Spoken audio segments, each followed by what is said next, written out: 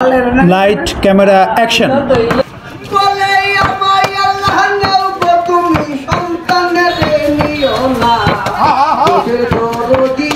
আমার জন্ম মা সর্বদারণী মা।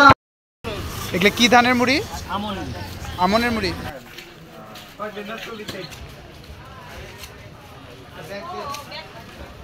টাঙ্গাইল জেলার করটিয়ার হাট প্রায় ২০০ বছরের পুরনো দেশের ঐতিহ্যবাহী প্রাচীন হাটের একটি।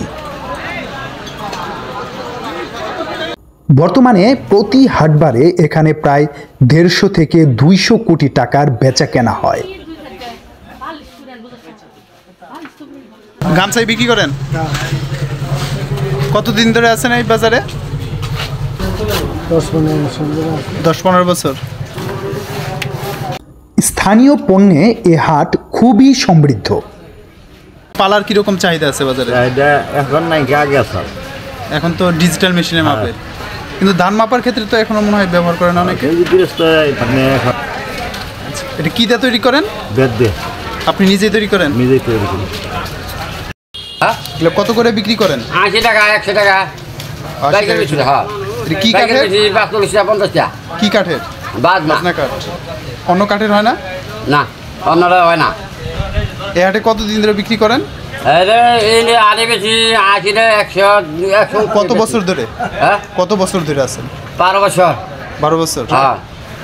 দীর্ঘ সময়ের পরিক্রমায়ও এ হাটের বৈচিত্র্যতা ও জনপ্রিয়তা একটুও কমেনি, বরং বাজার সম্প্রসারিত হয়েছে দেশব্যাপী।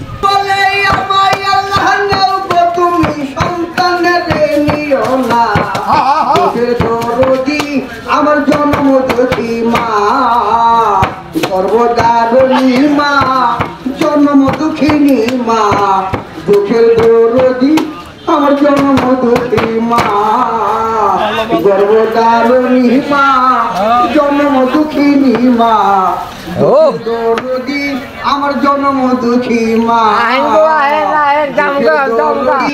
আমার জন্ম দুঃখী। মূলত টাঙ্গাইলের জামদানি ও তাঁতের শাড়ির পাইকারি বিক্রয়ের জন্য এ বাজার বেশ বিখ্যাত।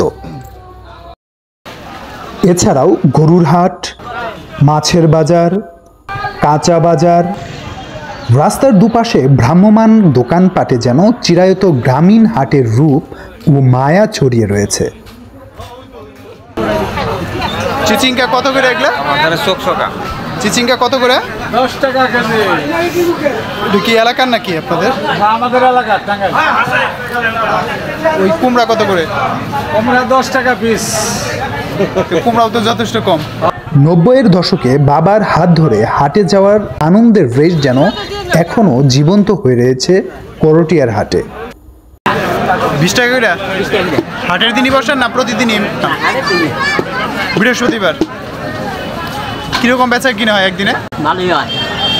কত হাজার টাকা বিক্রি করতে পারেন? ৭,০০০ টাকা উঠে। উপু দেওয়ান, করটিয়া, টাঙ্গাইল।